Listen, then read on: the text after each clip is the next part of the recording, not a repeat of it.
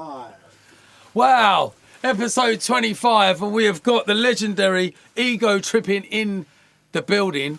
I'm so gassed that you're actually here. Come on, it's the legend right here. But I would say to Dorian, and I was saying off camera, that I'm actually a fan, because you don't always. It's like I was at that Bankface weekend, and I didn't know what Hyper on Experience looked like. Yeah. And when he walked past, he said hello, and then my mate Chris from Nightfall went, I went, mate, who's that? He went, that's Hyper on Experience. I was like, shit. And then I heard Isotonic, because they were playing some remixes, and that's Chris Paul.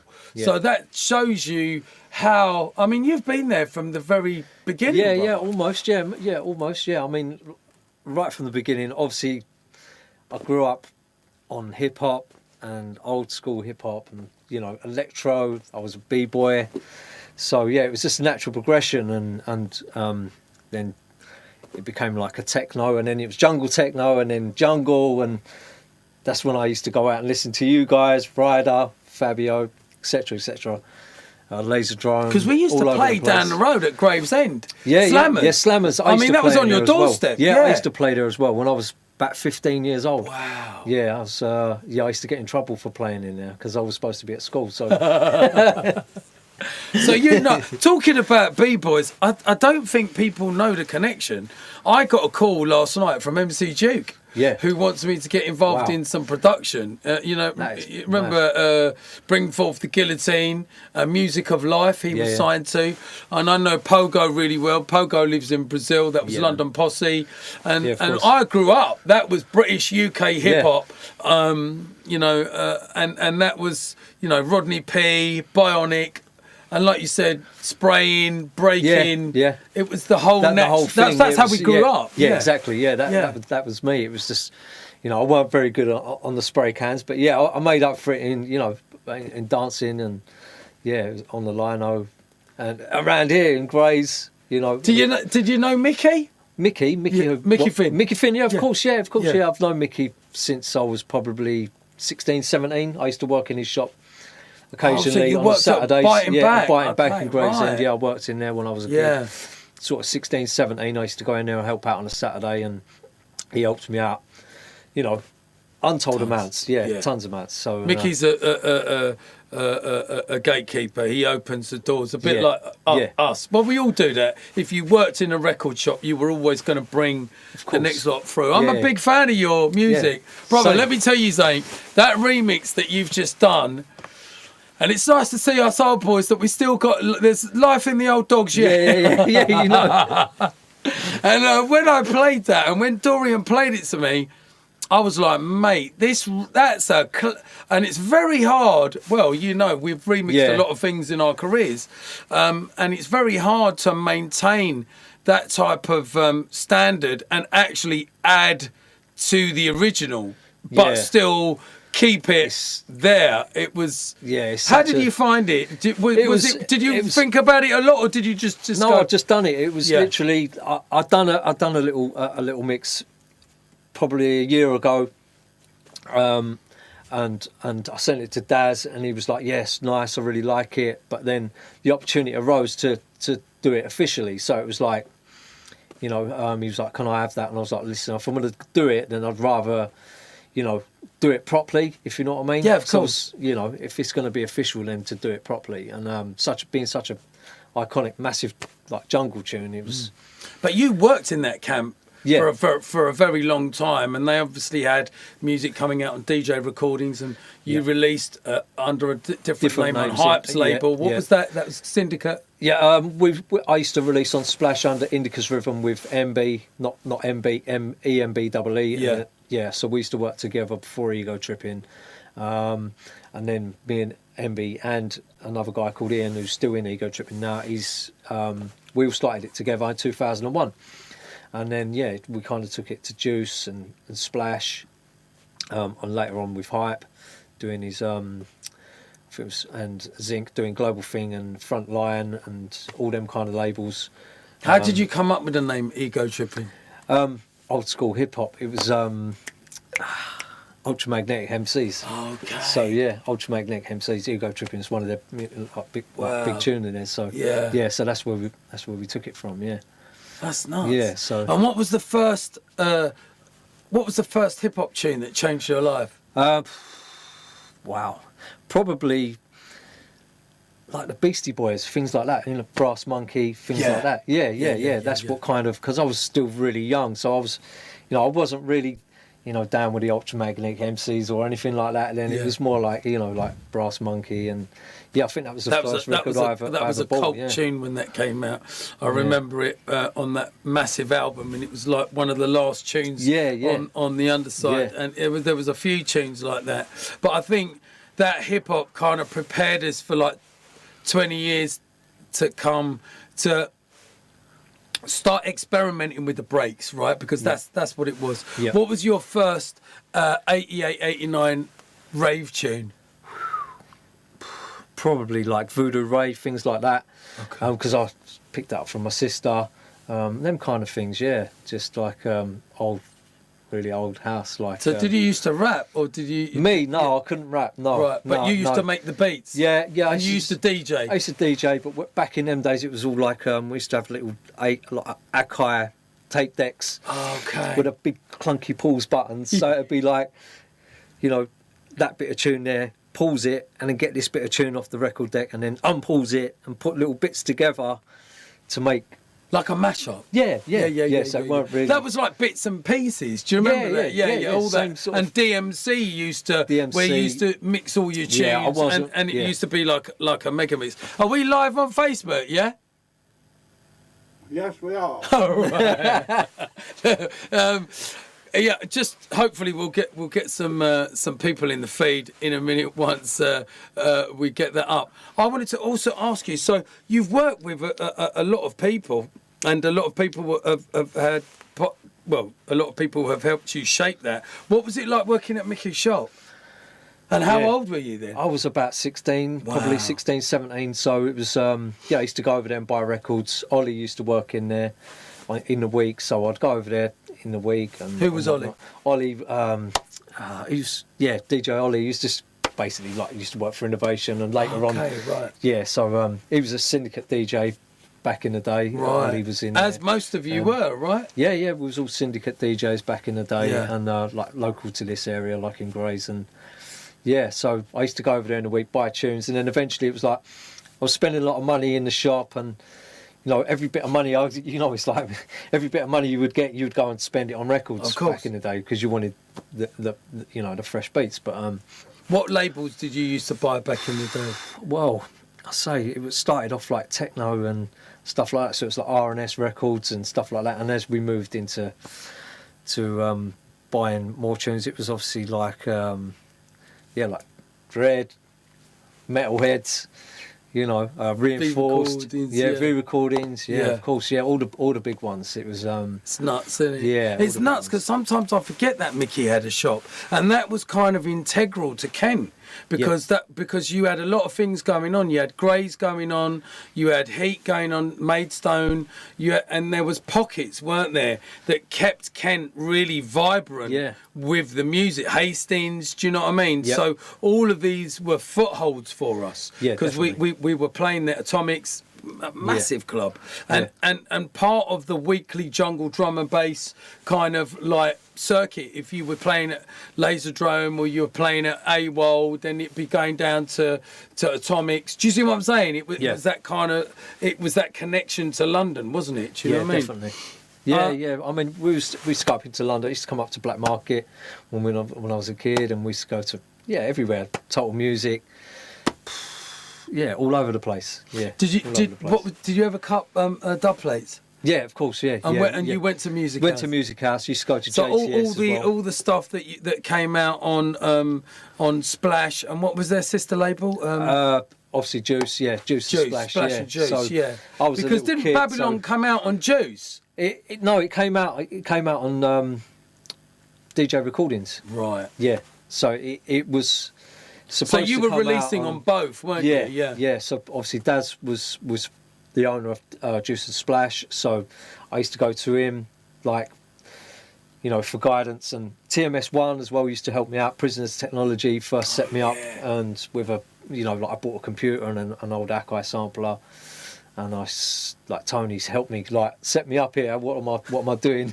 Give me an old version of Cubase, and yeah, and that was it. So I used to go down and take what year demos. Was that? And wow, I'd say about 95, 94, 95. Wow. Yeah, so I mean, so you were there right at the very beginning, because you made some bangers, bro. Yeah, do you know what I mean? Yeah. And then later on, you would release on Frontline. Yeah, Frontline and Global Thing. And didn't you really? Because before it was Players, it was Ganja. So yeah, did you? No, I didn't have a release. I was unlucky enough not to have a release on Ganja. So Ego Trippin is how many people? There was originally 3 of us. Now there's 2. So yeah, it's just me and Ian right now. So yeah, it's just. And explain to me the transition of going from analog to digital. Like, I mean, we've all had to do it. Yeah, we've all got kind of. So gone you still full in Cubase? circle. Yeah, I use Cubase and Logic. So we've gone like full circle. It was more like analog. Back in the day, it was just an Akai sampler, an old Apple Macintosh, probably a Performer or a laptop or something like that, and just some effects units. If you was lucky, you had a synth, you know, like a Kurzweil or something like that. Daz had a Kurzweil, 303, 202. Yeah, 909, things like that, but it all kind of went out the window when it all started becoming in the box. VSTs came out and Cubase VST, so I was using virtual instruments, Contact for a sampler. So all the samplers went. I think I left mine in my mum and dad's house, and my dad took it down to boot sale and sold it for about 20 quid or something. Whoa. And I paid like, I don't know, I can't remember, I paid a couple of grand for it. Yeah, but it was like, I went back through one day, oh no, I took that down to boot sale, it's gone. Oh right, okay. So now is it all digital? So it's digital, it's like, analog and digital. Yeah, again. so now, you know, it's more analog digital. Yeah, analog digital. Universal Audio use Soundcard for like the analog kind of plugins for mastering, and I've got tons of synths, compressors. You lot make so many tunes because obviously you're on Logan's label. Yeah. And I get bag loads, and I mean bag loads all the time. So you guys are just in the studio 24/7. Yeah. I am more or less all. You know, I'm in there most days. Do you know what I mean? It is. Do you do anything else apart from? I do work as well. Yes, I do work as well. So yeah. What do you do?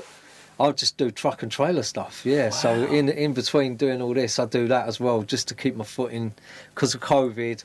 Yeah, of and course. Everything else. It was a bit like, you know, I've got bills to pay, so I went back to work, but I'm still there. So it's kind of like, do I give up work again? And until I'm busy, it gets back on, it's busy, but yeah. I think it's going to take at least. I think it was 2 years to undo everything. I think by 2024 we're kind of going to be on. Yeah. So I'm busy most week, like near enough every weekend. But it's like, do you go and take the full leap again? And I think everyone's a little bit more careful this time round. I mean, I was saying to you, I was so grateful to be out and DJing again, because when it stopped, it was such a shock to the system. Yeah. And all of them Muppets telling you to retrain after 40, 50 years of dedicating your life, and then they're all having a jolly up using controllers downstairs. Doing what they like. And one's drinking beer and another one's having cake. Do you know what I mean? Like, it's, you know, like it'd be nice if they just unified and led the country, because we're in a mess at the moment. Yeah. Do you know what I mean? The whole thing, in a mess. It was quite, just changing the subject. I mean, we're both grown-ups, but just listening to LBC and listening to TalkSport on the way up, and how much people who have got half-decent jobs are struggling to feed themselves. Yeah. I was listening to one geezer in Lewisham. So he said he's got 3,000 people on the list that can't feed themselves, and that's crazy. just shocking. That's mad. We're the 7th richest country in the world. And for that to be going on, it's not good. Do you know what I mean? And even parties are struggling because people haven't got any money. Yeah. Do you know what I'm saying? It's never been right since. It's getting there. I mean, I'm going to different parties every weekend, and they are getting a lot better. Yeah, they are. They are getting a lot better over the last 2 months. It has picked up a lot, but like you say, with everything going up, the prices of everything going up, the cost of living, food. Who knows what's going to happen? Exactly. Just get Petrol. Just get into How did you deal with the pandemic? I just sat in my studio and just made tunes, literally all the time. All the time. If I wasn't broadcasting, Yeah. I was in the lab, and I had this kind of go to work, stay at home. Stay at home, stay at home, all of that. So I was like, you know what? I'm going to invent my own little world, and then I used to get up, go training because you couldn't go to the gym, so I used to train outside. Then have a shower, then have breakfast, then blam Straight in the studio. Do you know what I mean? 3-4 hours in there, come out of there, and then if I wasn't streaming, be cooking food at home with my kids. Luckily for me, both my daughters, we were all together, so I was busy. Do you know what I mean? Yeah. And then halfway through, when we were allowed to travel, I bought a dog. So that really kept us. I found a lot of people bought dogs, which is wicked because I love dogs. You know what I mean? But I wasn't even a dog person, Matt. No. But when because I'm divorced and there was a missing dynamic in the house with my daughters. So, but her name's Bumble, and she just brought us even all together. Do you know what I mean? They're unconditional love, innit? They're just there for you. Do you know what I mean? No matter what. So she's been a blessing. I took her out this morning. And sometimes I can't wait to get back home, bruv. Just to get just to see her face, and she's so excited. So they're always happy to see you, man. Oh yeah, no always. Tell me a little bit about your journey of jungle drummer bass. So and when you realised actually. Because I've got loads of your tunes, bro. Whenever I'm playing out, there's always something of yours in my box. Nice one. So you know obviously how to make music, and you know how to tell that story, and that's not easy in this day and age. And your sound and production, I mean, with the likes of Serum, Blade Runner, and Voltage, which then took it to a next level. Yeah, of course. Do you know what I mean? And then everyone kind of followed that. Okay, this is where we need to be. Tell me about that journey. Yeah, I mean, it's hard to explain really. I've just natural progression. Yeah, it's just what I've always done. It's like since going to parties, listening to you guys, that's just what I always wanted to do. So over the last few years, I've managed to build up my own studio, which is nice. I've always had a studio, but never had a dedicated studio. So where's the studio? It's in my back garden in the garage. So that's away from everyone. It's just nice. So you can step out and do your thing. Just step out and do that. But it was just a natural progression from back in the day, DJing, pirate radio, untold amounts of pirate radio, untold of free gigs. You know what it's like. Of course. I will play. I don't care about. It's not about the money for me. It never has been. It's not about the money. It's it's a passion thing. It's what you love doing, and to get paid for it is a bonus at the end of the day. And that's what's always held me. It's just like making tunes. I just like going out and make people dance, and that's it. Wicked. And Daz, tell us the connection with Daz. Daz, I've known Daz since I was probably 6-7 years old. He used to live down in a place called Seabrook Rise, which is not far from the studio. My auntie used to live downstairs, so our families were always connected. I was always around there at the weekends. We used to go and play run-outs and rounders and things like that. Rounders, with his kids, playing football and Daz was always a really good rapper. He was a good break dancer. He was good at graffiti. He was everything. So he was a big inspiration to a lot of people in the area. That was just. Yeah, that's where it all started for me, and lost contact probably when I was about, in between 10 and 16, 17, 15. Went to a different school. I got kicked out of one school because I was just playing up, as you do. All I wanted to do was music. I wouldn't go to school. Mum was getting grief off the school board, man, so it was like... I went to a new school, met Ian, who's still part of Ego Trippin now, and sort of went into the classroom, and he was like sitting there on his own, and someone went, that's Ian. So I just went and looked at him. I thought, he looks cool. I'm gonna go and sit with him. So when I started chatting, and then we got talking about music. He was into same sort of music. So yeah, he was more into house music and doing all that kind of thing. And he told me about a radio station. He was like, oh, there's a radio station not far from here. It's only a small transmitter back then, probably 2 mile radius.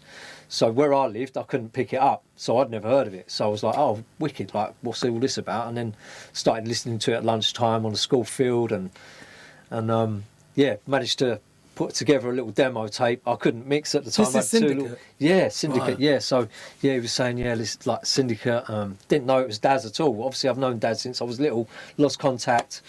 And yeah, I couldn't mix at all. I had these little SoundLab belt-driven turntables, and I was still trying to mix, and I hadn't quite sunk in. And yeah, I put together this tape, and obviously it was Clangathon City. It was it was terrible, but obviously Daz could see the selection of tunes that I was drawing for, and he was like, "Yeah, I'll give you a go."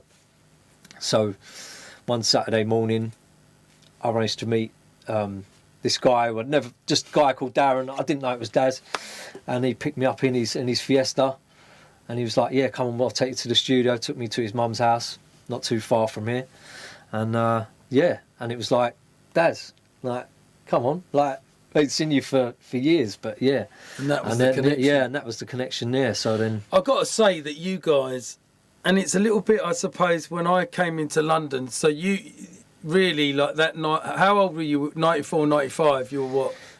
yeah, probably, yeah, 17, 18. 17, yeah. 18. So it's mad because we were making all the music and the pirate radios, because before that it was Sunrise, it was Centre Force, 88, 89, it was Kiss. Do you know what I mean? It was getting structured, people were listening.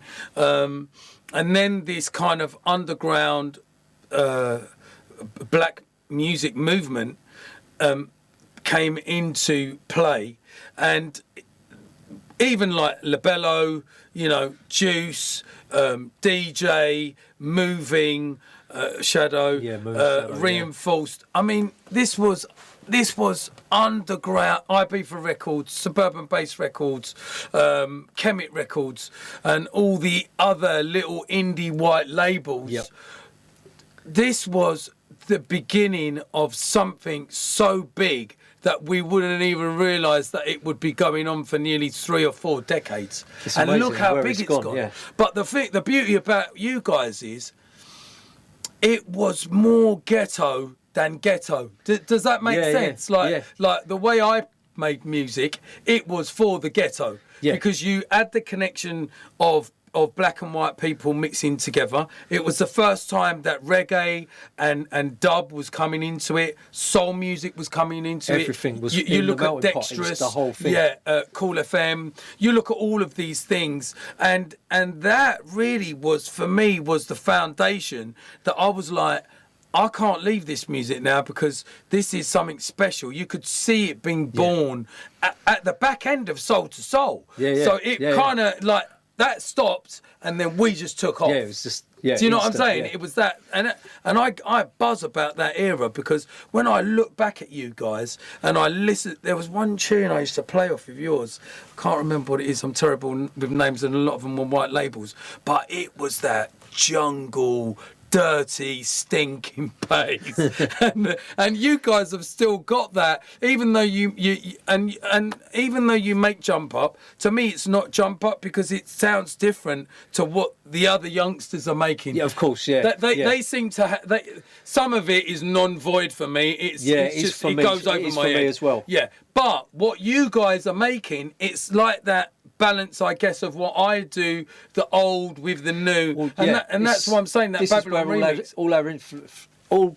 a lot of my influence come from yourself, and you know, Goldie, and you know, all of them guys, Ryder, everyone. You know, I used to love watching going to watch Ryder because you knew he would draw tunes. Every single tune he would draw would be, What you the know, hell's everyone this? would want. Yeah. You know, everyone would want Yeah. it. But yeah, you inspired me greatly, just with the breaks, the chopping of breaks, and the big dirty bass. Well, I was a hip hop boy, and I used a lot of them breaks before anybody. And that's why when I saw these compilation packs coming out, I said, "No, mate, let me go in there and give them the weight." Them the real. Exactly. And when I did it with Blade Runner, that we did it specifically as well, Matt, to change the direction of what was going on. And actually, it's had an influence in the last 10 years because people. Like all of these new jungle kids that are coming through, they didn't know how to get the weight before because they were struggling. Do you know what I mean? And I was like, we need to put this out there. And then Blade done his one, then I did another one, and then we did some artist ones, and then obviously the bottom fell out of the bag because now it's all splice, or you can, you know what I mean? Of course, you can go and pick up these. They're not like the original breaks, what you would use, what I would use. But they're fills, and if you know anything about music, it's about layers. But I think some of the music is very throwaway, which there always is going to be. Of course. And it was lovely to hear your mix. When Dorian brought it in and went, "Ray, listen to this," and I listened to it, and I was like, "Wow!" Like it hit me right here, brother. So, thanks. And I haven't stopped playing it. Thank you. Listen, we're going to get in the studio. I'm going to come and see you. I would love to. That would be amazing. I'm literally down the road. You're more than welcome. Mate, I finish here at 3 o'clock. So I'm gonna, because I want to go live. I've been thinking about going live again, and I've been talking to Doreen about it, and Elisa. I've signed some amazing artists, but to see your journey and to see what you're doing, because I'm a fan of yours. Like, little did you know that. But I love the production, the music. Your contribution to jungle drum and bass has been outstanding, brother. Thank you. Thank you. I respect that. Hands down. Like, and also to go from working with one of the Dons, Mickey, and then to his protege, Logan. Always, you know what I mean? And the thing about what I love about Logan is he done it all on himself. He didn't rely on his dad. No one even knew that was Mickey's son. He just went, because at the time he was on a solo one. And I remember meeting him when he was super young, and already the label's 10 years or 15 years old. 15 years old, How crazy is that? Yeah. And he was just a kid. Yeah, when he started, he was just a kid, and I can remember him when he started it, and I always wanted to be a part of it right from the beginning. It would have been, I loved everything that he did, and everything that he's done for especially for Jump Up. Do you know what I mean? He's pioneered that. Yeah. And brought a lot of people through, loads of people all them through. Filthy Habits, loads of people, Garth, all of them guys, all of them, Serum, as well as yourself, you brought through Serum. Yeah, he kind of crossed over to that. Voltage did Serum, as well. Voltage, definitely. He brought a lot of them through. Big up Logan D, big up your old man as well. I need to get them on the show. Every time I've tried to get them, they've both cancelled on me. They're just so busy, aren't they? They are. But I'm gonna. To be fair, I would have to interview. I'd like to have them on the show separately because I've got too many questions. It's too much to exactly. have, in one. Do you know what I mean? Sitting, definitely. And Mickey himself. I mean, Mickey. It's nuts. Mickey was there. I remember when he still is like God up north. They love him. Mate. He was. There was a few of them. Him, Top Buzz, Ryder, Fabio, Seduction, Fantasy. Yeah. They were like next level. God up there. Yeah, and I remember Top Buzz saying to me, "Ray, you need to forget what's going on down here. You need to get up north." You need to come up, and that's when I first started to venture out to Milwaukee's. But I remember playing at Slammers because there was no light in there. And I remember Kenny, he come up to me one time and he went, "Ray, take my wages, yeah? Just take my wages because I'm going to go for a dance, right?" So I played for 3 hours. And in there, remember, there was no lights. Yeah, downstairs. It was fucking just dark. Yeah, no lights, no stripe, just music. Box, like, it was crazy, apart from the little light going upstairs. And it's like, what is this place? But people used to just have it there. Yeah, it was Who was that geezer? He was also from Kent. Unfortunately, was it passed Froggy away. Charlie. Charlie. Do you remember Charlie with the glasses? Charlie, yeah. He used to do a few parties. He was from Kent. Yeah. I played at a couple of places in London. Was he something to do with Weekend Rush at the time? I think possibly, he was. yeah. I think he was. Possibly was, yeah. Because there was Weekend Rush as well. Weekend Rush, yeah. Syndicate, all of these radio Funky stations. Flirt, yeah. They was upstairs, we was downstairs, and then it used to be like a little battle off. It would be like Syndicate downstairs, Weekend Rush upstairs, and then you would find more people downstairs. They said, "Oh, I want to come and play downstairs now," and then we used to swap over, and it was like every other week. And where was this building? What Slammers, yeah. Was it there? Yes, at Slammers, yeah. So they used to do the Friday. Well, I think it was a Saturday night. Yeah, he just used to call me out of the blue and say, "Ray, can you come and do a 2-hour set?" It was a little bit like the geezer from Milton Keynes at Milwaukee's. He'd just call me like the Thursday, the night before. Go, can you come? Yeah, can you come and do this set? And it would be like, all right, cool. But that's how it was back then. It was off of a whim. Yeah, and it was course, very Someone used to say to me, "Oh, come, we're going to go to not a festival, but like Great Train Robbery site, Milton Keynes, places like that. We used to have big tents, but it weren't really festivals back then. It was just big, massive parties. Big parties, yeah. Yeah. Where have you played abroad that you loved and that you realised actually that our music is having an impact now? Yeah, I mean, I'm terrible at remembering things like that. But yeah, Ibiza, when Mickey done some beats, places like that. Obviously, in the sun, it's just the normal run-of-the-mill stuff. But Germany, I love Germany. It's just... And it's mad when they know your music, because people just think to yourself, like... sometimes you have to kick yourself and go, actually, is this happening? Do you know what I mean? Yeah, of course, yeah. It's nice just to get... What I like is just... Before COVID, we used to get a lot of European bookings, or, you used to get your bag on, off on your own, little adventure, stay out there for the weekend. I wouldn't remember the party by the time I come back. Do you know what I mean? My brain is like a sieve, honestly. What's your influences of when you were growing up and the music that Mum and Dad would have played? Yeah, Mum and Dad, obviously, Dad was more like Earth, Wind and Fire, stuff like that. And Mum was Diana Ross and Randy Crawford, that kind of stuff. And then Lolly Liston Smith and... Yeah, that kind quality of jazzy, music. Yeah, real good music. Real soulful music. Yeah, soulful music, yeah. So I guess that's where you get your kind of, your stamp of soulfulness and ghetto-ness is from the influence of black music. Yeah, black music was a massive part in my house, do you know what I mean? So, and then my sister came along with the acid house thing, and, it was jazz funk. My mum used to have a wine bar down in Grays, so... I used to go and watch the DJs. There was a DJ called Pele, and he was from uptown, but I think he used to come down here, and I used to, they used to make mixtapes for the bar, and they used to come down and DJ. So I used to pick up the mixtapes. Didn't he used to play DJ at the Windmill? Possibly, yeah. I think I know him, Pele, yeah, he was a big influence as well. Like I used to listen to his tapes, and so Mum always had soul music on.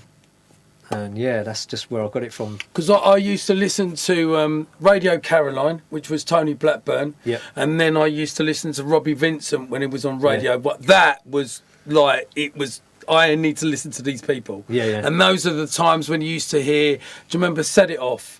And E.T. and all of them little obscure tunes that you were E.T. like, Boogie and then then you go and buy the import. Yeah. And then in them days it was like £8, £10. Yeah, it was a lot of money. It was a lot of money, bro. A lot of money. And I used to buy them imports because I was like, no, I've got to have this tune. Do you know what I mean? Yeah. Even the European stuff, not so much the R&S stuff, because that was more or less UK, not come from Belgium, but I think they used to produce. Yeah, those in the UK usually were like $6.99, $5.99. Yeah, exactly. Yeah, but because records were a fiver. Detroit the UK one was it was like 8, 9, 10 quid a record. A lot of money. Yeah, a lot of money used to get spent. But cutting dubs as well. What was the first dub you cut? It was obviously one of Juice and Splash. I think it was.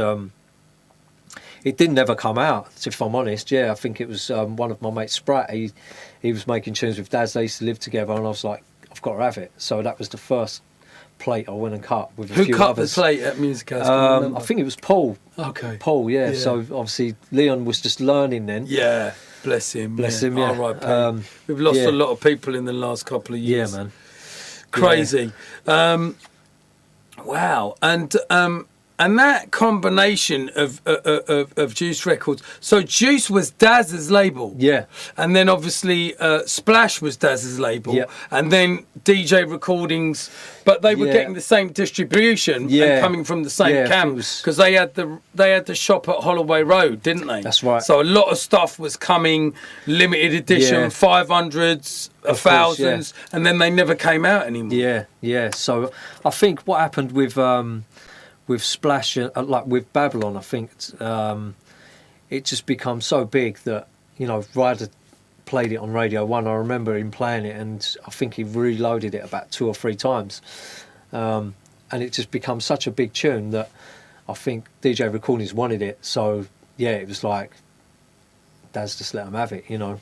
So, yeah. I mean, that's probably the right thing to do. You know? That to me was probably one of the top 20, top 10 jungle tunes of all time, because I think that sample, you know, and that was from the film Babylon, wasn't it? Where's it from? I'm sure it was. My memory is bad. It's from oh God, it's not from Babylon though. No, it's not from Babylon. It's from Steven Seagal's film. No, it's not Steven Seagal. It's from oh my God, I can't think. It's gonna come back to me later. I can't think. But that's the way it dropped, and it's almost like two fingers and a middle finger up to what was going on at that time. Because don't forget, 94, there was a lot of oppression. It was a lot of, we were at war. Yep. We were in austerity, as we are again, like 2022, nearly 30 years again. Happening again. And then again for that tune to surface. I mean, wow, you know, like these are iconic tunes.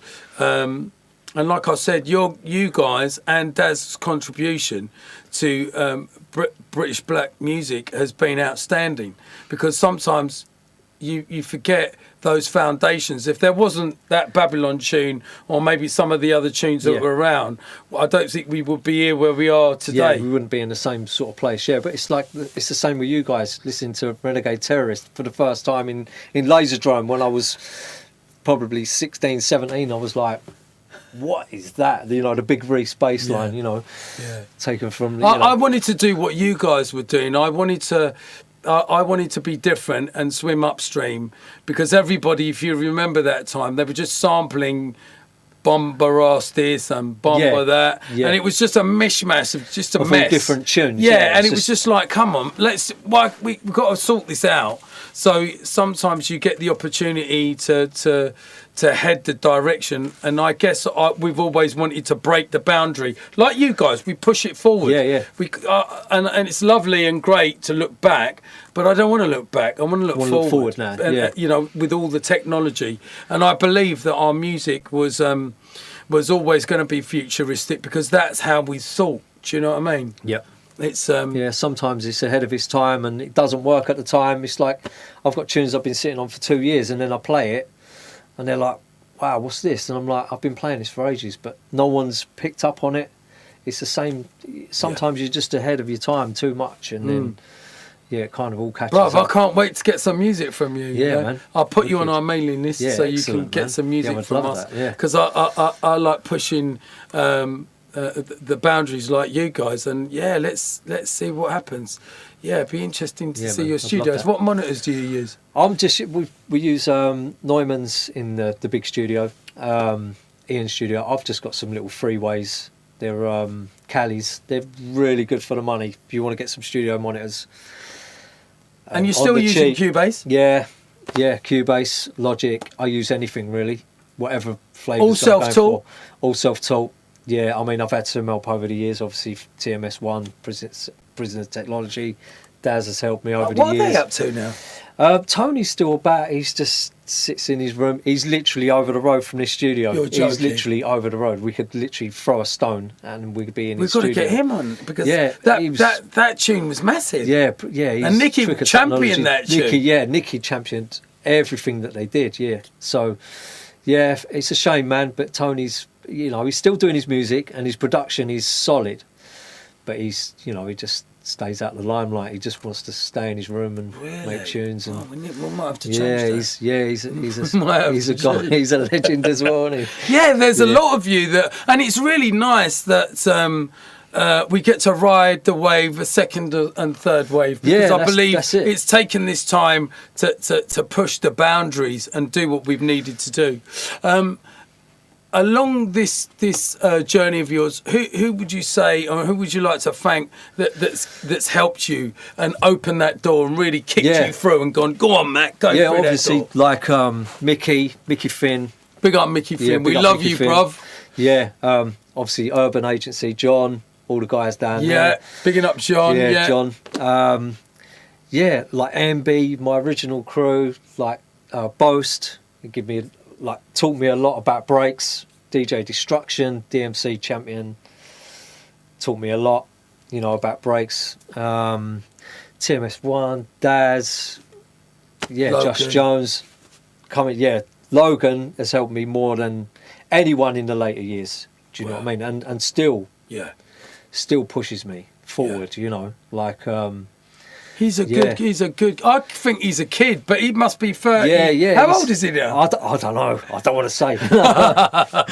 but he's such a lovely guy, and I've got, you know, like, and he's done an amazing job. Yeah, he's one of them geezers like us. He was fought the corner for jungle drum and bass, and. Because I sent him bits, you know, like, and now and again I sent him T.I.'s remix of Renegade. I sent him the Chopper, and I sent it to him early, like, of course, like when I'm giving 4 or 5 dubs, I go, let me just throw this to Logan, and he always replies, "Oh, thanks, Ray." Like, but he doesn't even need to thank me because he's made it in his own right, and he's like, I play, you know, there's always a good couple VIPs of Logan's label in my set because I like to play like you. Yeah. We like to play a bit of everything. Do you know what I mean? 100%. I'm looking forward to your set. Yeah. Who else? Anyone else? Yeah, X-Man. He's helped me loads, you know, over the years. I've known him since we was, say, Pirate Radio days again. Wow. Yeah, Syndicate. All the guys that were involved in Syndicate. There's been many people involved in it. Touch, Daz, loads of them. Yeah, loads of people that have run the station over the years. For Daz, you know, like that's been a massive platform for me back in the day, and it's what got me into it. So I owe them everything, really. Like yourselves, man, the original foundations. Thank you very much. I don't even need to name them because there's just too many. Yeah, you know. No, I think that part of 20 or 30 of us, we had such an amazing time, Matt, that. It wasn't like it was work. We didn't really know what we was doing. We kind of stumbled into it, but we knew the direction that we wanted to go because it was about pushing the music and pushing it forward. Yeah. Do you know what I mean? And it changing. If you look at what was going on and until the Ed Rush and Optical days, you know, even in the middle, Trace. I remember listening to Lost Entity for the first time on DJ recording, thinking. Such a tune. Bomber ass is this tune? That he was amazing, wasn't he? And you just hear the strings. You just knew it was Trace straight away, didn't you? Listen, he's it's a bad man. You just knew when it was Ray Keith tune. You knew it was. But that's what I'm saying. If you knew it was Mickey, you knew who was playing. Like it was Bookham, it was Fabio. And I think what needs to happen more is we've got that identity. And a lot of people are lost and kind of stuck in a midway where they're all copying each other. Yep. But they all sound the same. Of course. Because it sounds like a monotone. Yeah, it's just flat all the way through. Do you see what I'm saying? Yeah. So really they need to all go back and do their homework because it's not going to get any better for them. Because sometimes I go out and I'm like, what is this shit? And I'm just being honest. I'm like, this isn't... And you can see the reaction in the crowd. It's like when you want to listen to a proper DJ and you listen to Randall and you could just hear the difference of... I don't want to see the DJ celebrating and the crowd not. Yeah, do you see what I'm saying? Yeah. Which happens a lot nowadays. And I don't think it's old geezers moaning. I think what it is you got to come and earn your stripes. Yeah. Because that's that confidence. That's what gives you character. When you've earned your stripes, you've come through the ranks, you've learnt your skills, you've learnt your trade. And unfortunately, at the moment, There's it's a bit of a stagnation, but it may be, or I think, and I've talked to a few of my friends, it's about an alignment, and what goes around comes around. Yeah, of because some of the music's really healthy and beautiful, and then there's a lot of rubbish. But it's like anything, that will just get washed away. It will. It won't stand the test of time. It will. No, 100%. And really, you can't just keep taking out. You've got to put something back in. Yep. Do you know what I'm saying? So, and I think that's really important to have those foundations for yourself. Do you know what I mean? And also to know how to play.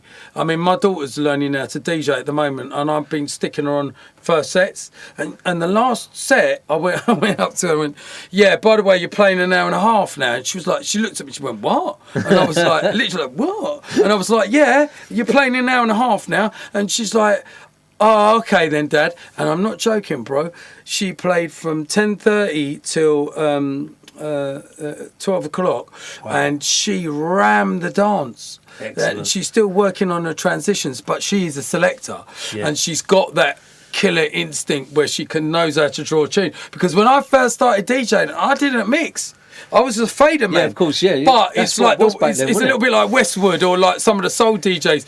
As long as you hit it at that right time, at the right point, the tune's going to go off. Yeah, of course. Yeah.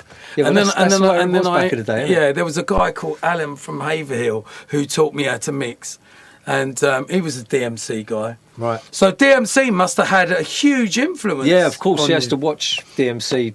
Used to get the videos and Tony watch them Prince, over and over. Yeah.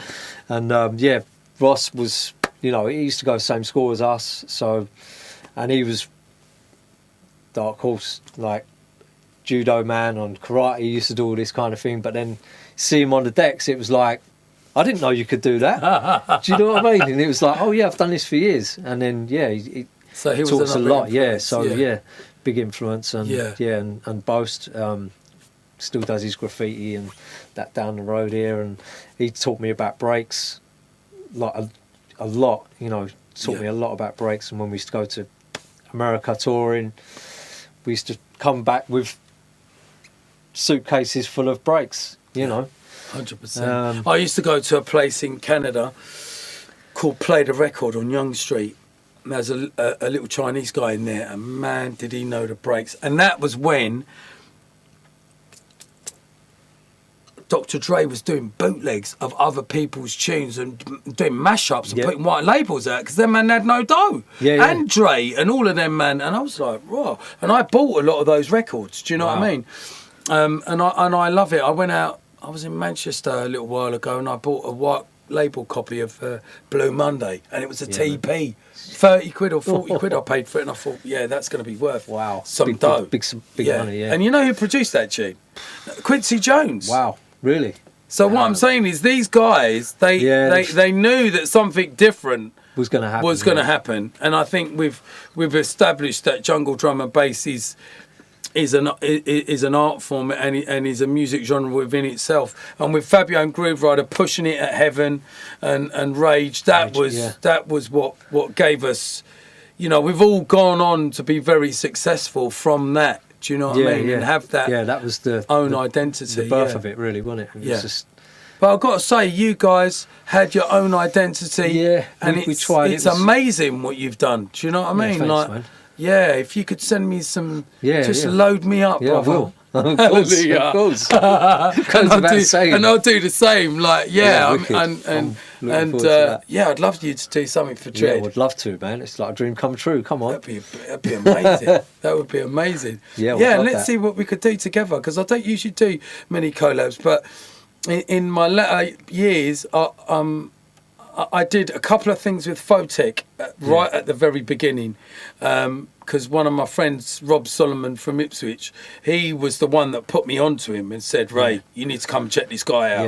And then he was just chain smoking, and I went to his studio and I was like, what the hell? And then obviously I Twisted Anger from Colchester, Danny C. Like when I first met them. Danny C, back in the day, had a few releases. They were only working on a 2-phono mixer and using the 4 channels out of it to make music. And I was like, well, how are you getting the channels? And he went, on the mix. And I was like, what? But that just shows that it doesn't matter. Doesn't matter what you've got. Exactly. We used to make tunes without a desk. obviously there used to be another guy involved with Juice and Splash, Darren Hickey, who then started Defunct and all that kind of. He was one of the first kind of liquid guys. Oh, Darren Hickey was a Defunct, big influence. But if I used to what make a happened tune, to him now?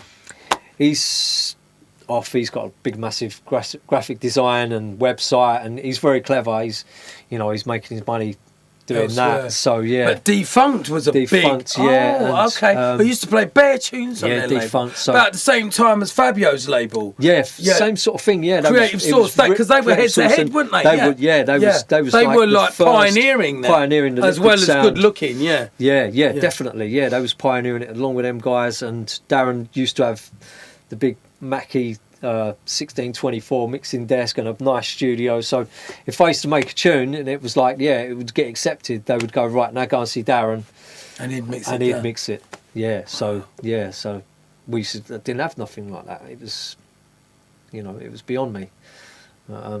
Still Mate, is. you've come a long way. You like all of what you've done. Your legacy is spot on.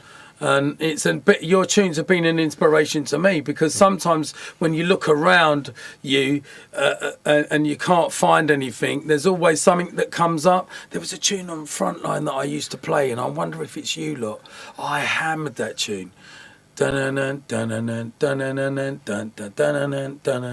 had like a guitar riff in it. Oh, mate, the tune was banging. I can't remember and any I think of the Ryder tunes. asked me what the tune was one time, because that's the other thing. We always used to like to draw tunes on each other. It'd be like, Do you know what I a mean? big, healthy competition, wouldn't it? It was like, who could that? But sometimes, like I remember hearing Ryder play shadow boxing for the first time by Doc Scott. Yeah, man. Like and when I heard that, I was like, hang on a minute, what the hell is that? What is this? Yeah. And I asked Ryder, and he was a bit evasive about it at the time. And then I found out what it was, and I got Randall. I said, Randall, Doc Scott's got this tune, and he cut the dub plate. And then I managed to get the plate after that. But I am an avid tune hunter. And I still feel like that today. Like I'm always looking for the next thing. I just love it. That's what I miss. In the record shop. That's what I miss nowadays. It's like back then, it was a vibe. You used to go out on a Saturday and you used to hunt all over London, like Mr. Kirk's Nightmare. I remember searching that tune for about 2 weekends, and then gone all over the whole of London, couldn't get it, come back to Grays, found it in the record shop down the road. Like literally going through it and went, oh my God. That's what I miss, Nowadays, I've kind of embraced that digital thing though, because I download anything between 500 and 1,000 tracks a week, and I go through everything, Matt. That's why I'm. Yeah, so it's like going so to when the you hear record the radio, you're like, wow, he's sifted through all the poo, and actually and these gone are the through gems. everything. And I've heard, and there's always. Every week there's a gem to play, or 2 or 3 gems, and those are the key points that I think that keep us going and give us faith, because I think you've got to find those. Yeah. Do you know what I mean? Like it's out there. You just got to look. It's just They release like, I think it's 7,000 or 9,000 tracks come out a week, and I mean that's just like, no wonder it all gets lost. It gets lost everywhere. Yeah. It is. There's back then you could have in your record box, you could have tune for 6 months or a year and still be playing it because it wouldn't have come out. Exactly. You got it on TP that early. It was so good that you could still continue playing it. Yeah. Nowadays, it has to be something really special. Yeah. For that to be my word. It is episode 25 of the original Blueprint. Our special guest today is Ego Trippin, linked to Splash and Juice Records. These guys are legendary guys in their own right, and I'm so gassed that you've come to do the last show. Thanks, Ray. For today. And I'd love to hear some music from you now. So I think if you want to jump on the decks, and I'm just going to let you rip, and I'm going to do some shout outs on the iPad. Any family members you want to big up? Close friends? Yeah, just Ian, all the old school gang. Obviously, mum and dad. Nan, God bless her. She's like 93. Wow. Yeah, she fell over the other week, so I've been looking after her. So she's all right. What's she's her all name? Right now. Kath. Yeah, Kath, get well soon. Yeah, Kath. she's on the mend. So yeah, just all the family. My sister, she's a big influence on me. Brought me in. Everyone in the family. Emma, Freddie, whole family. Let's see Ego Trippin, tear up the place. It's the Blueprint, episode 25. I'm going to sort out my mic. Here's a bottle of water for you, sir. Oh, nice one. So you can just roll out. I'm so looking forward to this. I can't even tell you. I may extend the Blueprint. I've been told I might have a couple of weeks extra, so we might pull in a few guests. But today should officially be the last day. But we've just been told that we can extend it for a few weeks, maybe 2, maybe 3. Yeah, let's see what we're going to do. Let's get ready. Let's put this mic on. Bigging up our in-house producer, Dorian, today. Bigging up everyone at Syndicate. 1 2 1 2 1 2. Ready when you are, Matt. 1 2 1 2. You've just tuned in. It's episode 25 of the Blueprint. Special guest Ego Trippin in the building. Don't forget hashtag where you're from. You got an hour or just over an hour of a little mix that we're going to put together for you. Keep it locked, people. Send this one out to Dan. Send this one out to Yvonne. Send this one out to Cray. Here comes the iPad. Thank you very much.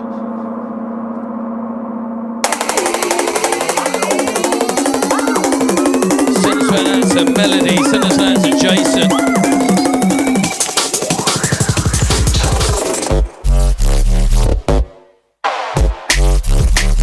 Here we go. Send this one out to Jason Scott. Send this one out to Daniel. Send this one out to Chris Palmer Andrews. Hashtag Haverhill. It's Ego Trippin. It's the Blueprint original business. Picking up the original Daz Splash. Send this one out to Tracy. Send this one out to Marksy.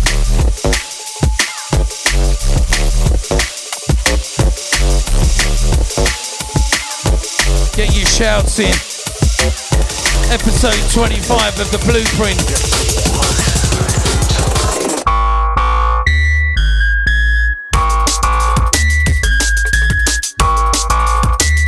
Picking up our run crew in Bristol. Picking up everybody that went to the Bankface Weekender.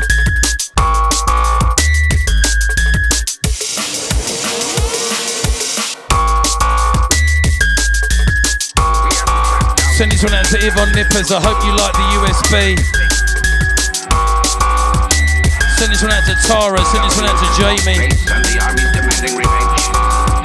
Send this one out to Daniel.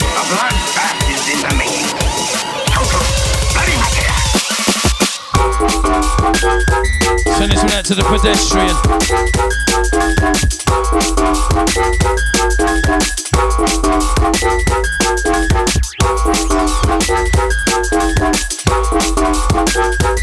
Send this one out to Katie Daniels, picking up my Manchester crew.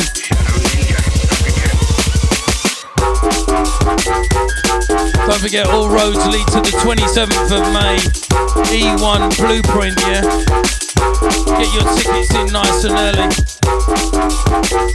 Send this one out to DJ Kev, the Junglist. A bloodbath is in the making. Total bloody massacre.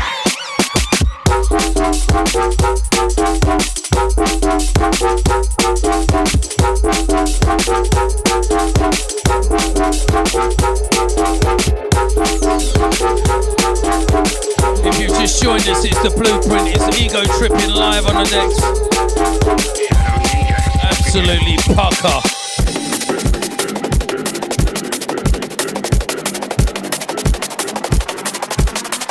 Send this one out to Jason Hopkins, picking up the Stuart Shepherd.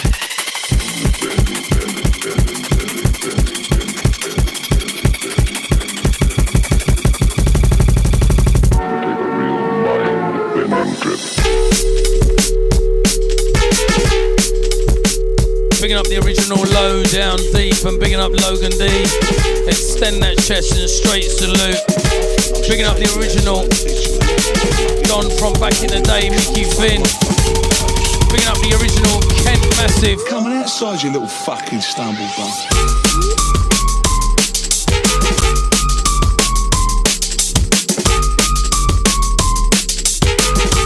Send this one out to Caroline.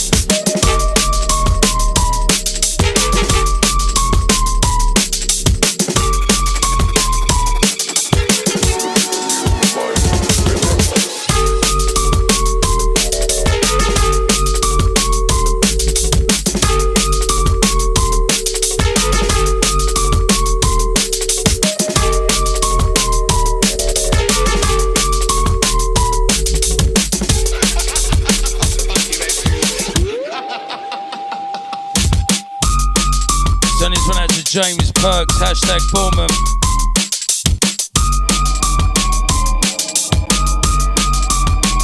Send this one out to Harry Adams. Picking up the Urban Agency, yeah?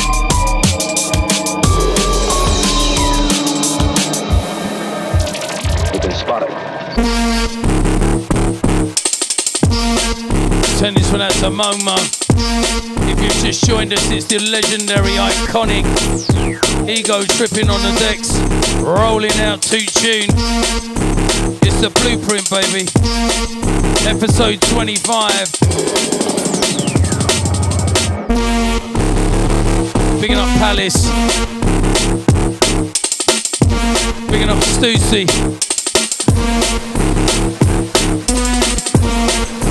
Send this one out to Scott Murray. Send this one out to Caroline Ann Sands.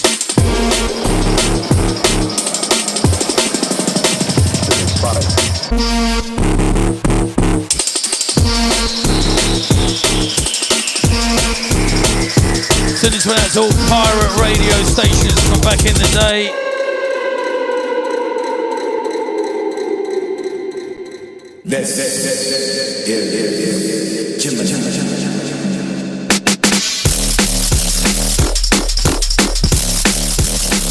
Send this one out to Justin Phillips.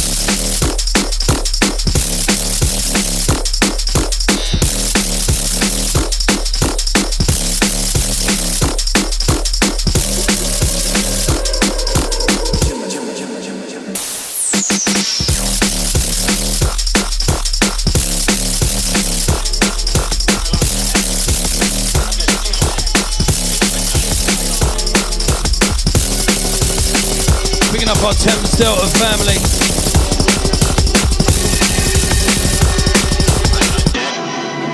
Look at this.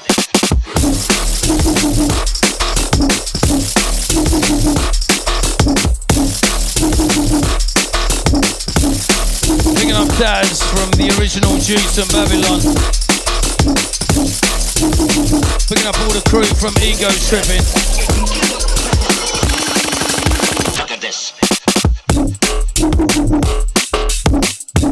Picking up everybody that's tuned into the Blueprint for the last 25 weeks. Thank you very much. Episode 25 with an extension.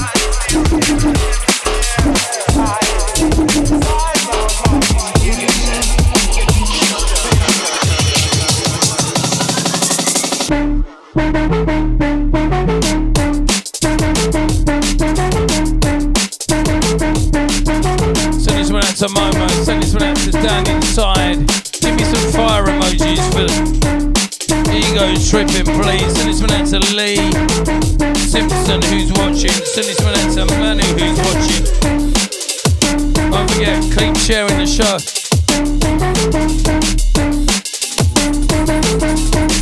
R.I.P. the Skipper.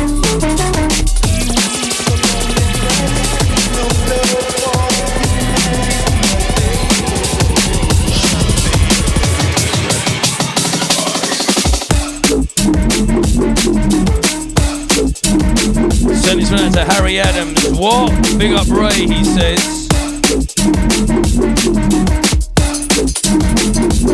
Send this one out to Daniel. Big up. Picking up Kate Daniels.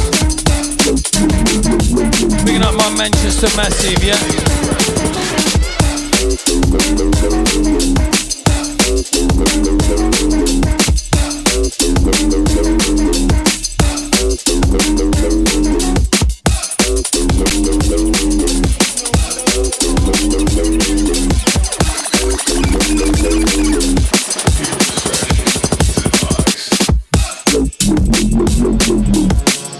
Send this one out to Jason Hopkins, who says, I can't believe how quick the 25 weeks have gone, you know that.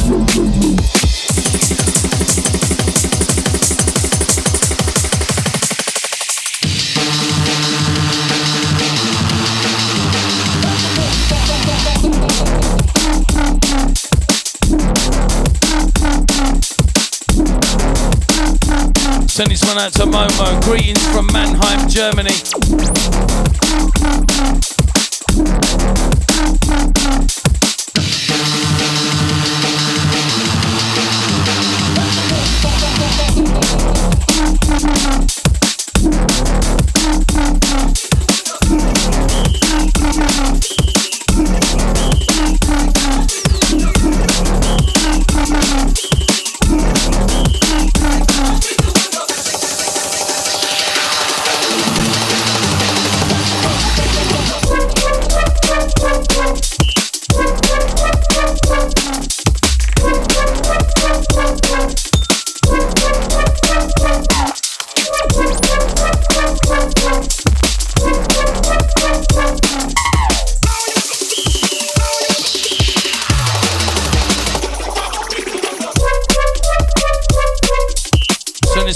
James Perks. Send this one out to Terry Wilson.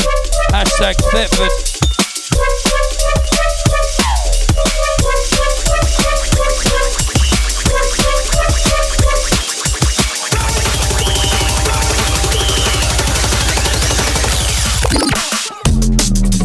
Send this one out to Sarah Newman. Hashtag Manchester. Send this one out to James Parks. Hashtag Bournemouth.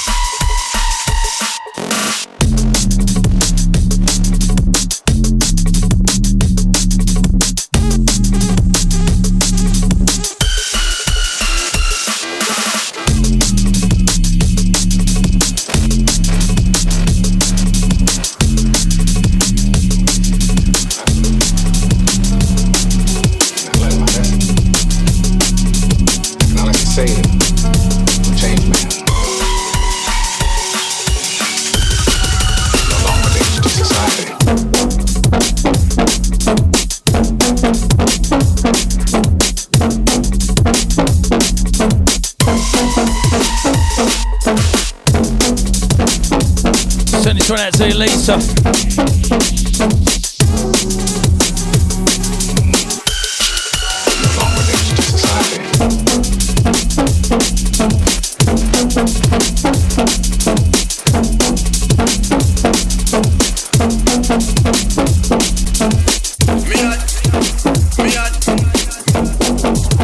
Send this one out to Helen Richards that loves these interviews.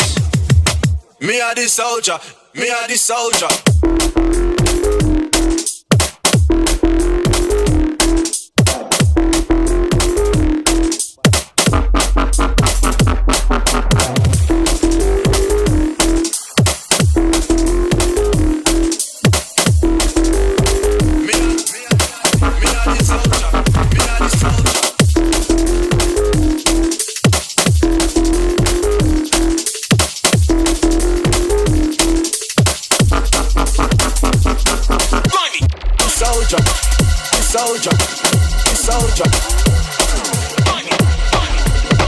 Send this one out to Gurun Watson, she's watching. Yeah, me are the soldier.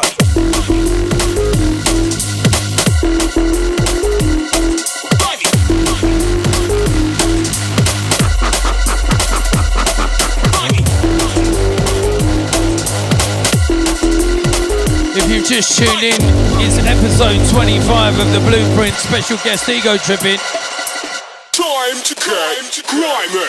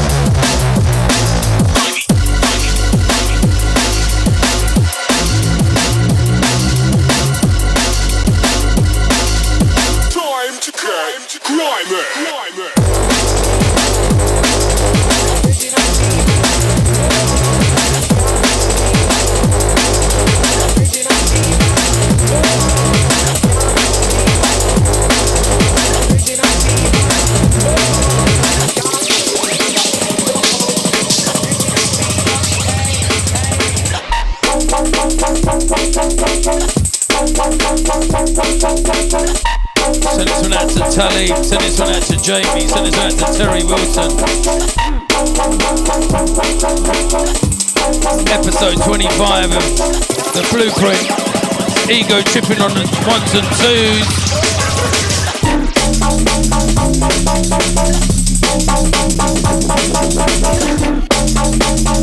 Picking up Paul Soap, Paul Falk. 25 weeks of the Blueprint have gone super quick. Send this one out to Sarah P, send this one out to Stuart Shepherd.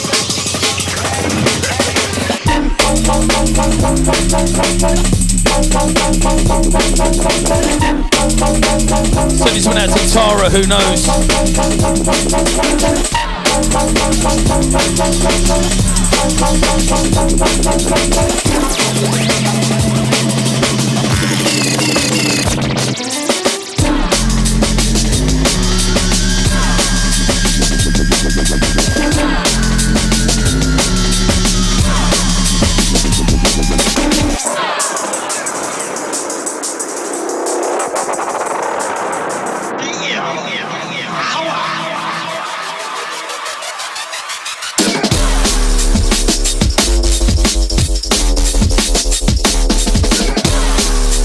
If you've just tuned in, it's episode 25 of The Blueprint.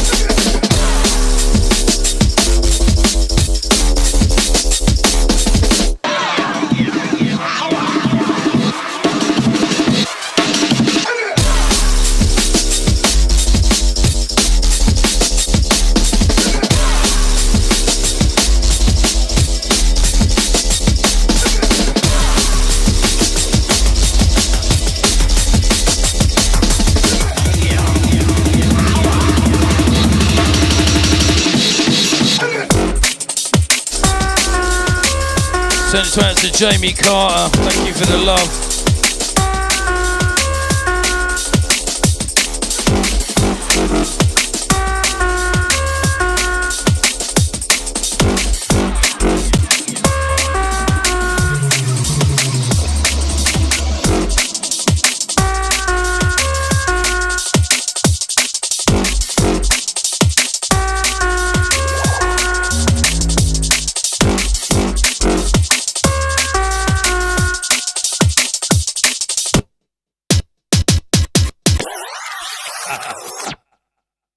If you just tune in, it's episode 25 of The Blueprint, and we have the legendary Ego Trippin in the building, letting off 2 dub plate, left, right, and centre. I've done that loads of times. Here we go. We're live, baby. It's The Blueprint, episode 25. Runga, tell your friend and your friend's friend. You should pull the fucking trigger.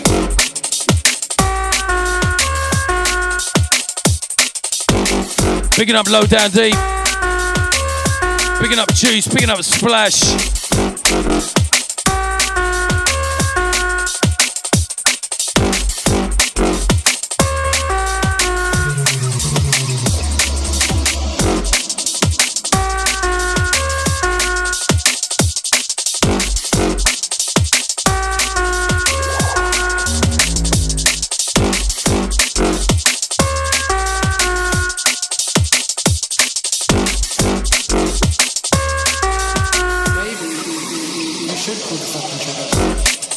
Send this one out to Justin Phillips. The Blueprint and the Dreadcast series have been awesome. Can't wait for the series. Thank you very much.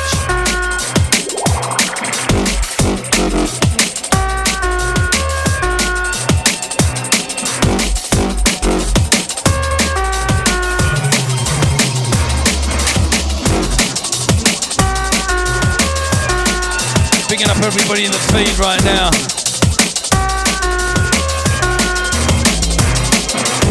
Not dead. I'm a killer, that's why. Killers don't die so easy.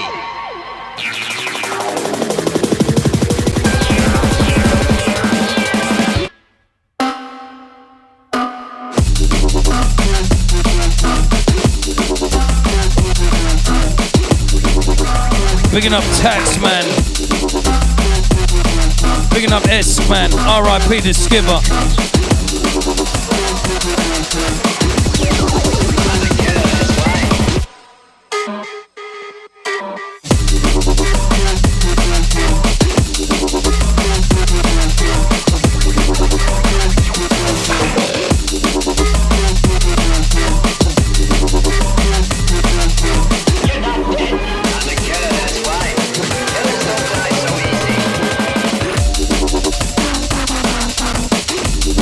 Picking up everybody that went to the base Bankface Weekender up in Southport. Picking up James.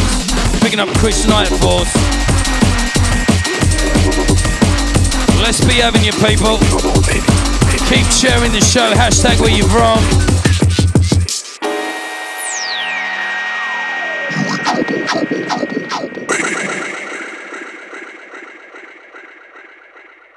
You in trouble, baby.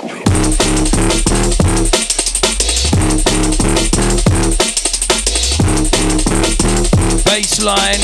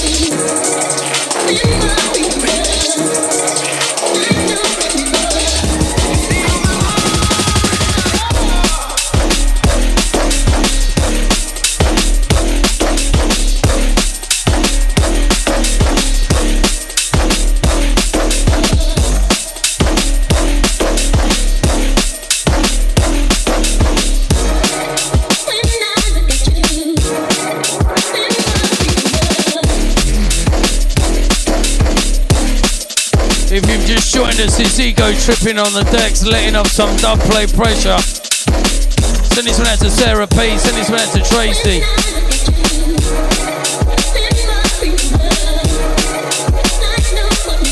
Send this one out to Sarah Newman. Send this one out to Helen Richards.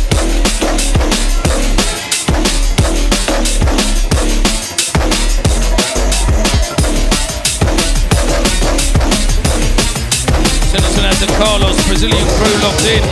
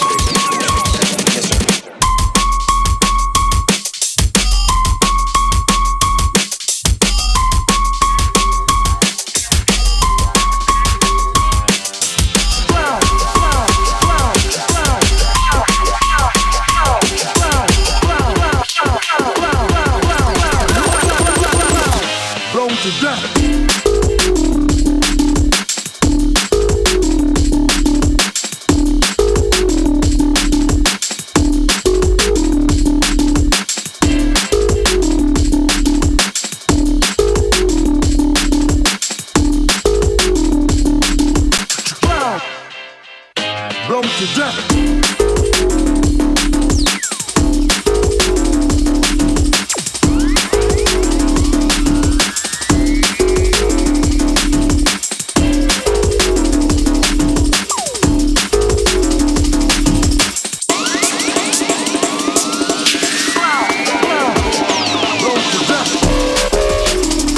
If you've just joined us, it's episode 25. It's the blueprint. It's the mighty ego tripping, letting off tune.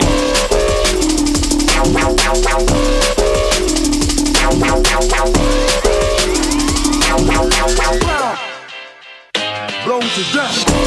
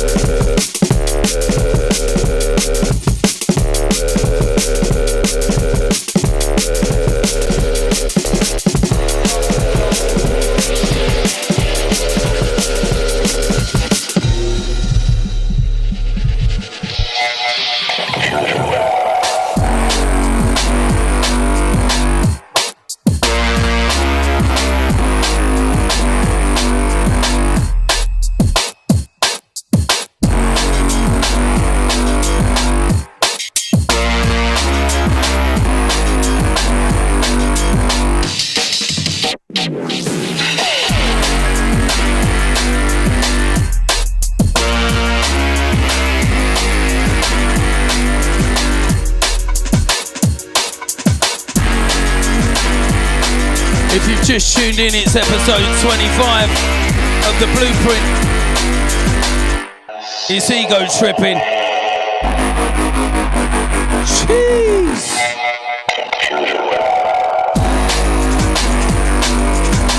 Send this one out to Shane, send this one out to Arthur, send this one out to Terry, send this one out to Wayne. Picking up the Chris Bomber Andrews, send this one out to Dan Inside. Send this one out to Mudlark.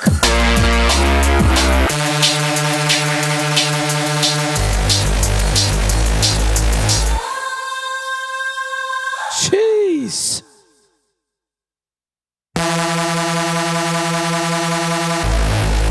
It's The Blueprint, episode 25. Oh my days.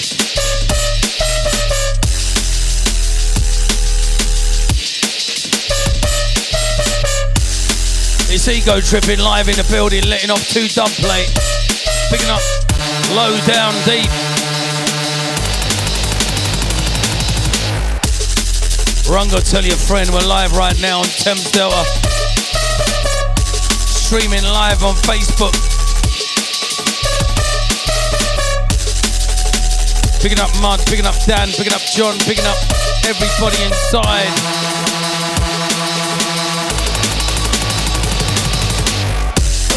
Ego tripping in the building.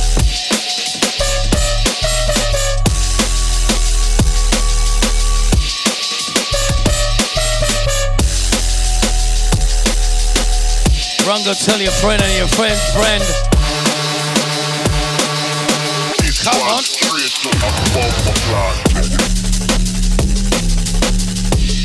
Send this one out to Jammer. Send this one out to Jamie.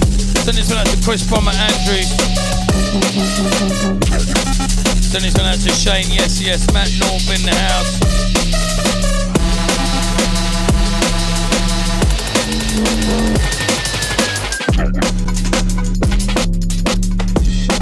Send this one out to Dan Inside. Hype, hype, hype, hype, hype. Send this one out to the original players. Send this one out to the original Ganja crew.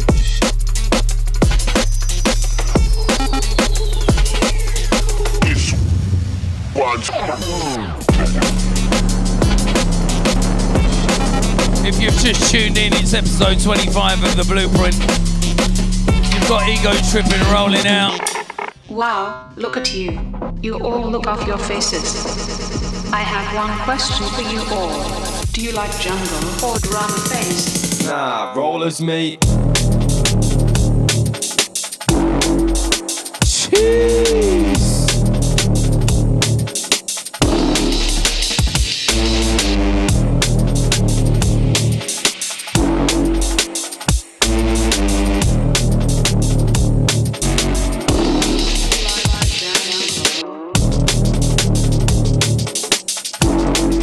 Send this one out to everybody inside. Send this one out to Faith Fun. Send this one out to Stuart. Yvonne Nippers, done know already. Ego tripping, naughty vibes. Give me some fire emojis, please, please, please. Do you like jungle or drum and bass? Rollers, mate.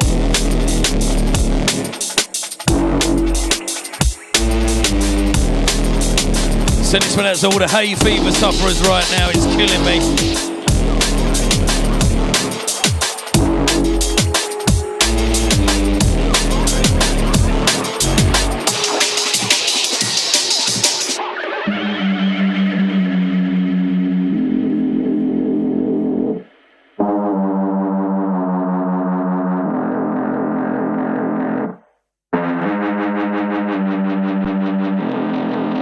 Send this one out to all the original Jungle Foundation from back in the day and the D&B heads of now.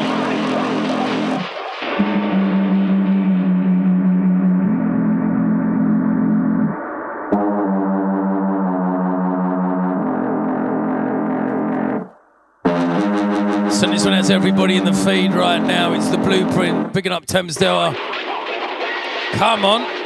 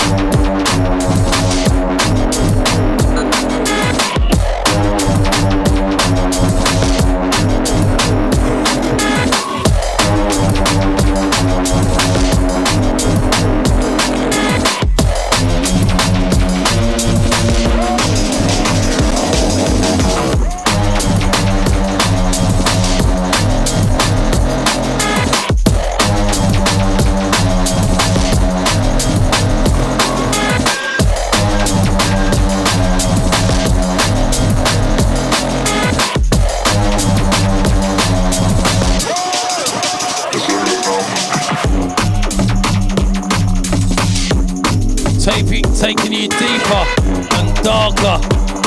It's the Blueprint, it's ego tripping. Letting off 2 dub plate. Oh my days. Episode 25, you don't know the Blueprint already.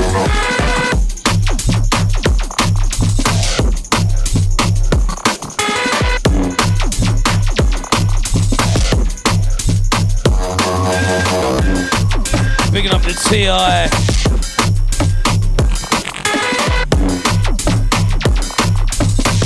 Next level business.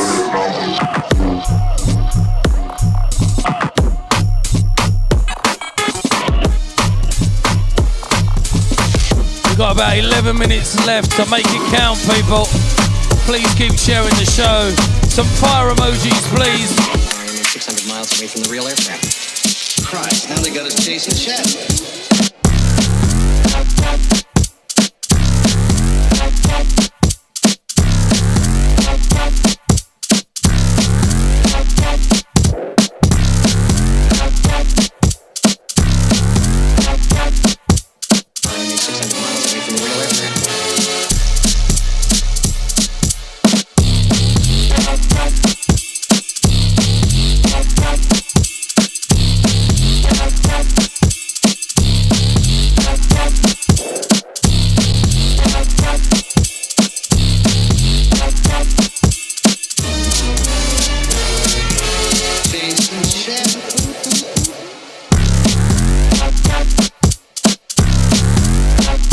Oh gosh, it's ego tripping in the building. It's the Blueprint Foundation artist. Outstanding contributions. to jungle drum and bass. Let's go.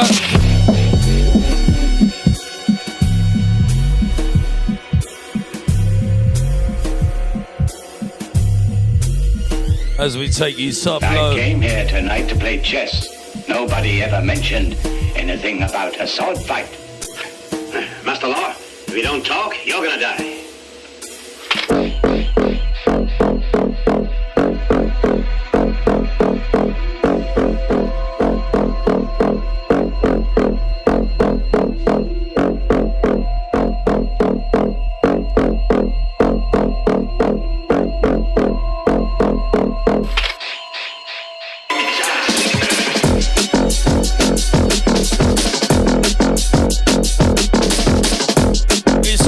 Tripping inside. It's the blueprint, baby. The finest jungle drum and bass and D&B from around the world. Right here on Thames. Let's go.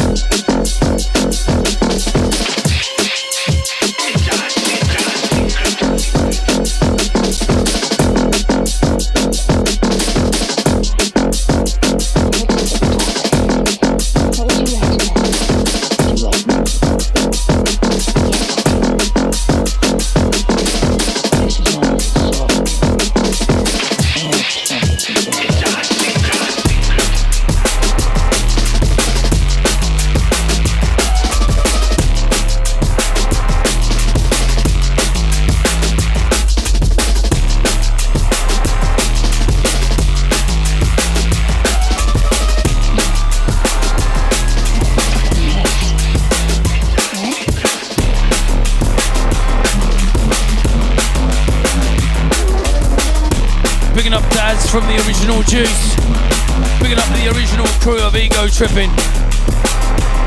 Send this one out to the old, send this one out to the new.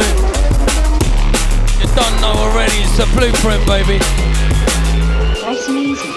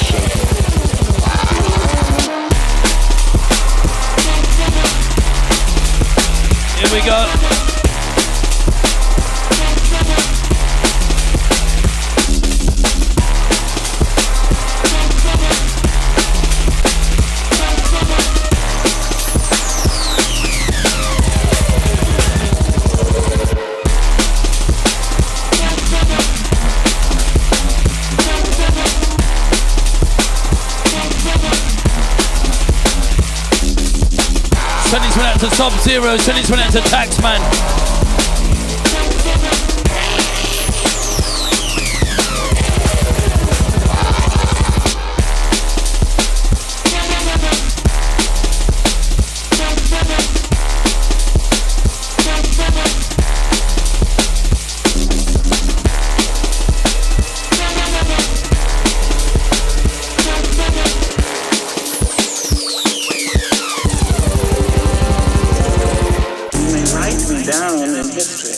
Your bitter, twisted life. You may trust me in the very dirt, but still like dust.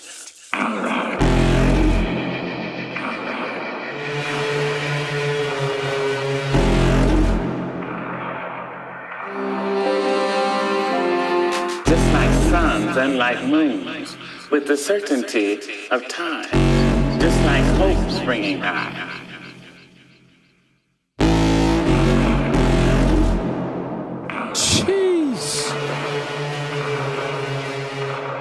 Ego Trippin in the building, it's the blueprint.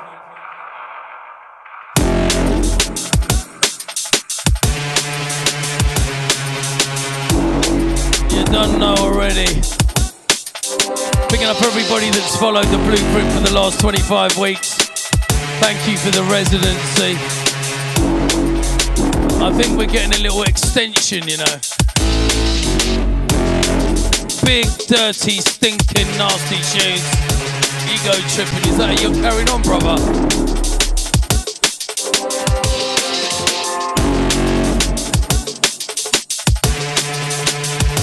Send this out to Mango. It's still like that.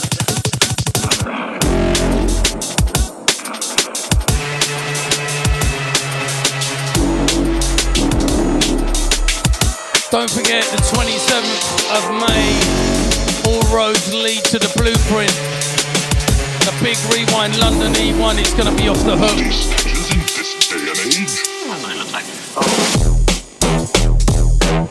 If you've just tuned in, you missed the whole thing, you can watch it back.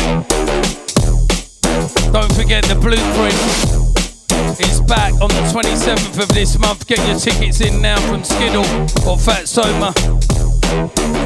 Right now it's the ego tripping, letting off.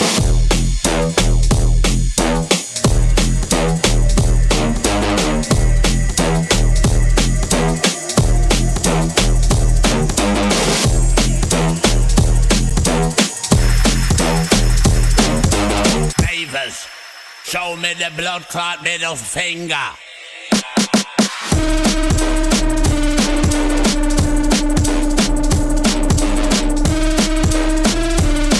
Picking up all my guests that have come on in the last 25 weeks, thank you.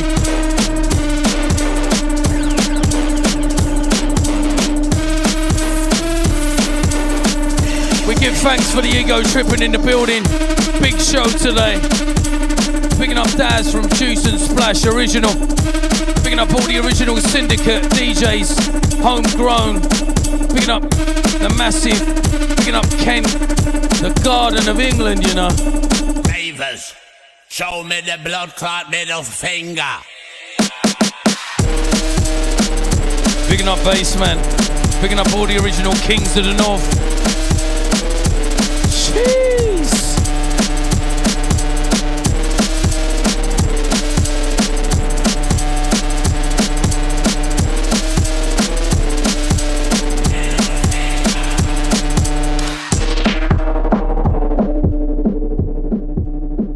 Many, many thanks to DJ in the building, bigging up the ego tripping. Wow, what a set that was, my brother. You got one more for us, yeah? Thank you very much. What? Oh my days, this tune. If you don't know, or if you don't know, then get to know. The original foundations. We're here. We was here for 25 weeks straight. We give thanks. We're signing out with this beauty. Ego tripping on the remix. Picking up all the junglers from around the world. We love you. Thank you for the love. Please keep sharing the show. Don't forget you can watch the whole show right back. We're gonna love you and leave you with a 2022 Babylon remix by Ego Tripping. It don't get any better than this. Picking up the Ego Tripping in the building for the last just over the hour, playing some amazing jungle and D&B. Run, go tell your friend and your friend's friend some big people's music thing. I'll keep you posted on socials if we get an extension on the blueprint. Island I know that all of you shall witness the day that Babylon shall fall. Island I know that. Island I know that. Island I know that. Shall witness Babylon shall fall. Oh my days. Ego tripping on the remix, you know. Jeez. We're out, thank you. We're gonna love you and leave you with this tune. Picking up Daz.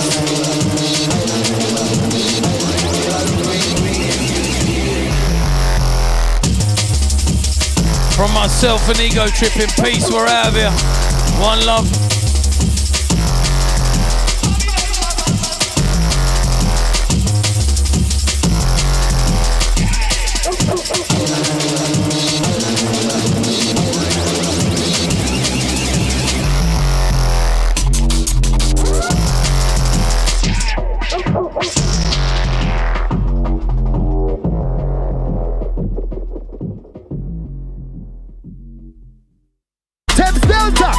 with the one push get. Mr. Fearless, Sonic Boom blazing, run around down Thames steps and keep raving. Move your body, rock and roll, going down, diggy down, down. One of the guardians we educate the audience, beware the music symbol and them demonistic ornaments. Them never was in the 207 slash. Them shout to me, I can get you what they burn them bash. Whackins in, no you can't run away. I'm sick of hearing these brass darts full of chat shit and these blah blah. From a Thames Delta to Mexico. Need to give me no checks, we're loud. You don't wanna give me no checks, we're loud. Make that. Gotta get down, gotta get down, gotta get down, gotta get down, gotta get down. Well, watch out, we burn a dick and we work a rod. No, come here, say me, I can do. Live and direct from the HQ. Well, we come out of this session of the ram. We roll with the revolution. The microphone too, right for the normal hype. Yo, Thames Delta. Here comes the belter. Hackney, Tottenham, Brixton, Stokey. Pull up that.